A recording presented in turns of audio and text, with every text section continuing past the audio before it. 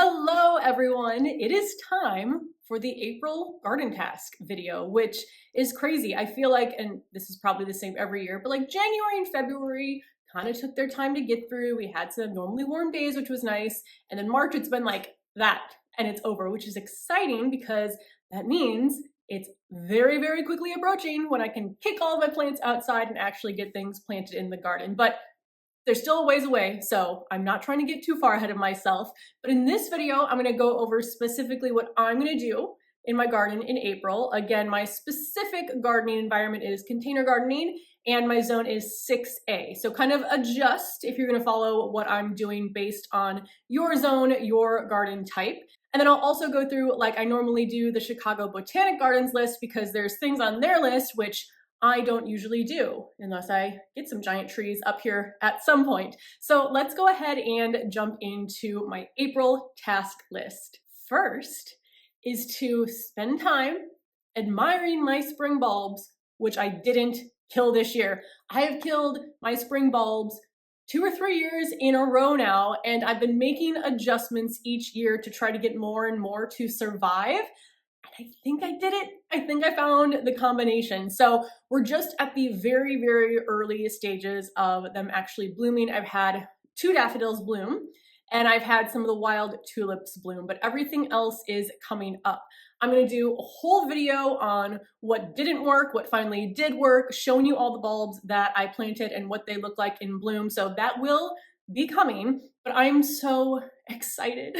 I'm just so excited that finally something I thought I wasn't going to be able to do in my garden, which was have a container garden full of bulbs, is happening. Now, I did want to mention that if your bulbs have rotted or for some reason didn't make it through the winter, or you didn't plant any bulbs in fall that bloom in spring, you can go to garden centers and they will have pre-sprouted bulbs. I did this last year when my tulip bulbs rotted. I got pre-sprouted bulbs from Home Depot and stuck them in the garden. And that way I still have tulips. It is more expensive, but just a little bit more expensive than buying bulbs in bulk, but you still get your containers filled with spring flowers. So definitely do that if you want tulips or daffodils or whatever it might be that you didn't start, but you still want them in your pots. So that is number 1 for me. Next is to start all the rest of my seeds. So I will be completely done with seed starting indoors by the end of April, and then anything that I plant in May will be direct sown outside. So what I've planted so far are my 10-week before last frost and 8-week before last frost seeds. That included my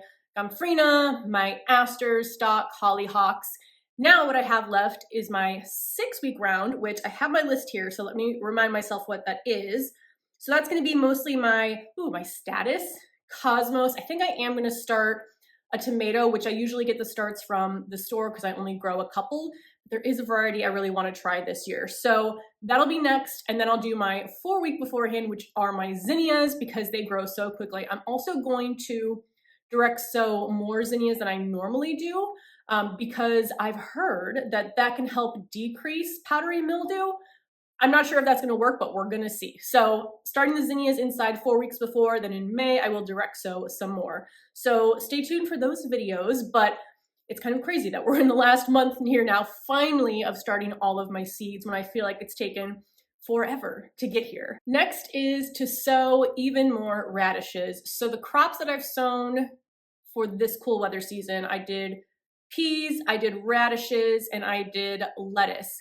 And radishes, because their life cycle is so quick, like it's like 30 days from planting the seed to being able to harvest, assuming the weather cooperates, then I like to start different rounds. So I got some more of the watermelon radishes, and I'm gonna sow those just so I have a couple of rounds of those to harvest. And I'm gonna do an April garden tour video. That should be the next one that's out, so you will see the update on those soon, but fingers crossed, everything there goes to plan. I don't think I'm gonna sow any more cool weather vegetables, but also next on my list is to plant cool season flowers. Now, I feel like in early spring, I kind of go back and forth on if I want to plant cool season flowers, because here I maybe have them out for like 4 to 6 weeks, which part of me loves having color that early, and then part of me is like, should I spend the money to plant those when I'm only going to have them for, again, 4 to 6 weeks? So I go back and forth, but I feel like what always happens is early on, I'm like, no, I don't need them. And then it gets to garden season and I am dying for some color, and then I go and plant them. So I do think I am gonna get some pansies. I'm gonna get maybe some ranunculus. I'm gonna see what they have at the garden center in just a few days, because I think what I'm gonna plant up are my front pots on the stairs, which I'll show you in a video. And then also I think I'm gonna plant up my vertical planter that I kind of transformed into being a planter that I got from Amazon, and fill that with some spring flowers. So I am excited. Now again, I do have my bulbs from last year, which should be blooming. And then there are some pansies up front coming back. But I feel like it would be a little bit expensive to fill all of my raised beds with cool season flowers for that short of time period, because again, I don't really start those from seed. I could do that next year. I don't know. Let me know if you kind of feel the same way about cool season annuals, but I feel like most of the time I end up getting them and planting them anyway. Next is to start my dahlia tubers inside. So I just did a dahlia haul video. I went through my process, so that's gonna start this month. I'm going to plant my dahlias in their grow bags, leave them inside to pre-sprout. They'll be moved outside in May, but that gives them, like, again, 4 to 6 weeks of growth on them before they go outside. I will also be checking on the ones in the garage, because hopefully by the end of April, they have sprouted. I do think I'm gonna leave them in the garage longer, since I'm starting so many inside that need to be stored in here. So the ones in the garage, they'll sprout. Someone mentioned, I don't know if it was here on Instagram, that they put a grow light in their garage. So now I might need to add that. I hope my husband doesn't get too mad that I'm taking up so much space in there. But I think if I can add a grow light in there, then I can keep more plants and kind of let the temperatures in there naturally warm up as it gets warmer outside. And in that way, that takes up less room up here. So I'll be checking on those to see if they come back. If so, then they will also be moved out in May. But I'm so excited to start my dahlias this season because I'm growing so many more than I normally do. Kind of along those lines, what I also do, hopefully during this month, is see which of my perennials survived winter and which ones didn't. This has also been something I have improved at over my years of gardening. I feel like as long as I kill fewer perennials in containers year after year, then that's a good thing. I'm on a good trajectory there. So I hopefully will know which ones have survived and which ones have died. I will go through that with you in a video once I know for sure. I will tell you what I did that worked, what I did that didn't work. I do think right now I have lost one hydrangea that I left up here and wasn't able to move down to the garage. But other than that, I don't know. I think anything else is dead yet, but it's not warm enough to really see if everything is budded up. So I'll check that in probably a few weeks. And then, like I said, we'll do a review of what has lived and what has died. I'm also going to continue my garden cleanup. There's not a ton left to do. I do have my front center raised bed filled with perennials that are going to be moved to other pots, so I can plant zinnias in that bed. And then I need to cut down my zinnia stalks. So I did leave some more stems this year after taking my horticulture class last fall and realizing, because I didn't know that a lot of bees overwinter in stems. I didn't know that bees also overwintered in the ground. I don't know where I thought they were, but I didn't know.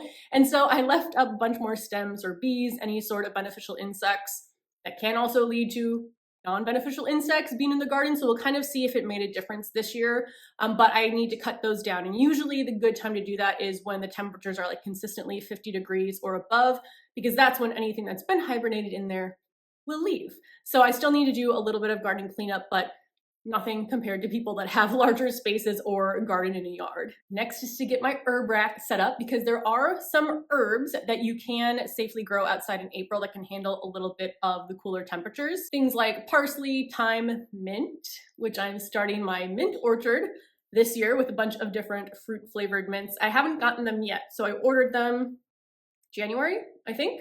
And then those plants usually get sent out to you when they're ready to be planted outside. But do be careful, because I did get a cherry tree. I think I was trying to grow 2 dwarf cherry trees last year, and I moved them outside because they got sent to me. But I mean, you never really know what Mother Nature is going to do. So there was a cold snap and I did lose one. So do know that if you get plants sent to you, typically that means it's around the time that they're safe to plant outside. But also check the weather in your location, because again, they're just going off of averages, not the actual temperatures that are happening out in your garden. Next is to turn my water on and get all of my hoses and spigots and everything set up. I will probably also test my drip system. I usually don't have to turn my drip on until June, just based on the temperatures and the amount of rain that we get in the early spring. But I want to make sure everything is working. Sometimes I've had like leaky faucets that I need to replace some parts on. So I want to get everything set up, tested, make sure that it runs. If there's anything I need to fix with my irrigation, I can do that now so that when it needs to be turned on permanently, it's ready to go. So I definitely recommend checking now so that you don't, fill your whole garden with plants and then realize that your faucet is leaking and you have to water them running in and out with a watering can or something like that. So I like to check everything now while I have like fewer tasks to do, things are a little bit slower. So that way I know that I am prepared for the garden season. Now, some things that I have already done that if you haven't done, you can do now is prune your berry bushes. So I already pruned my raspberries by just cutting them all back to the ground. I don't think I'm going to prune any of my hydrangeas this year because they are very, very tiny. But if you do have any hydrangeas, you can prune those. If you have perennials that you're going to divide, you can go ahead and do that now. What else have I done? Oh, I did add the compost and some slow release fertilizer to my perennials. I might have a few more I need to do in April. In fact, I think I forgot to do that to my beach plum tree. So if there's any kind of maintenance tasks that maybe you could have done in March that you haven't done yet, but you want to do before your plants are fully like flushed out with leaves, go ahead and do that now. Now, fertilizing you can do anytime, but pruning is much easier to do when the plant's not covered in leaves. So I would definitely get those tasks checked off your list this month for sure. So I think that's everything that I'm kind of preparing for on my list. Now, things always pop up, especially when I'm in the garden or at a garden center and like, hey, I want to buy that plant and plant it in my garden. And then I create a whole new list of tasks. In fact, I need to see if my holly trees have lived or not. And if not, then I need to get 2 more evergreens. But we'll see. I'll take you along with me in all the garden tasks that I end up doing. But those are the ones I kind of do on a regular basis that I know I'm prepared to do this month. And also, it's much easier in the months when there's less to do to have a task list. Like I feel like once everything's in the garden, June, July, August, it's just, I never know what I'm going to do. I'm going to go outside. Maybe I have plans to do one thing. I end up doing 10 different things and 5 minutes turns into 2 hours and I've been outside. So it's much easier now to keep myself organized than once we're kind of in it in garden season. So now I've pulled up the Chicago Botanic Gardens April gardening checklist and I just want to see if there's anything that they have on here that I don't necessarily do or have on my list, or maybe remind myself I need to do. So first, they have continue removing garden debris left over, amend soil with compost. So if you do have like actual ground soil and not just pots, you can add compost there as well. Some planting can begin. Oh, this is a good time if you are, which is why I was thinking of the evergreens. If you are planting trees or shrubs, it is a good time to do that now before the weather gets super hot. Plant cool season annuals, plant perennials, divide perennials, support peonies. So I am growing peonies for the first time this year. I have 3. I never grown them before, so I didn't even think of providing them with support, but I do have some cages. So maybe I should put those cages in there. So it says, let's learn along together. If peony plants experienced fungal problems in previous years, this is my first time growing them, spray newly emerging plants with an approved fungicide when the plants are 2 to 4 inches tall. So maybe I will spray those it says if they experienced them last year. Then when peonies reach 10 inches, use stakes or hoops to support their blossoms. Now I have tomato cages. Well, I don't know if they're technically tomato cages. Plant cages that are 18 inches tall that I like that size for like my dahlias, smaller pepper plants. I use much larger ones for my indeterminate tomatoes.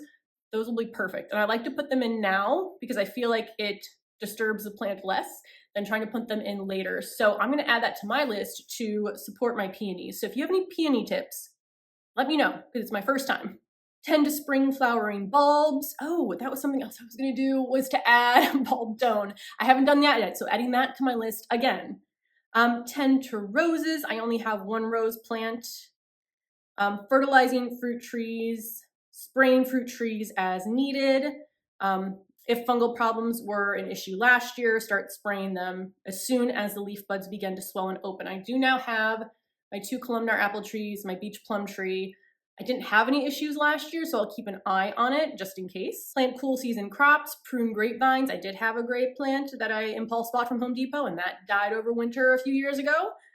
Keep sowing seeds indoors and prep your lawn if weeds were a problem. So that is their list of other things to do, but hopefully that's helpful. Again, if you're a little bit warmer of a zone, then you've probably already done a lot of these things. If you're in a bit colder, it might be delayed by a few weeks, but that is my April garden list. Let me know what else you're doing. If there's anything that I missed, leave it down below, and I will see you in the next video, which will be showing you my garden in early April.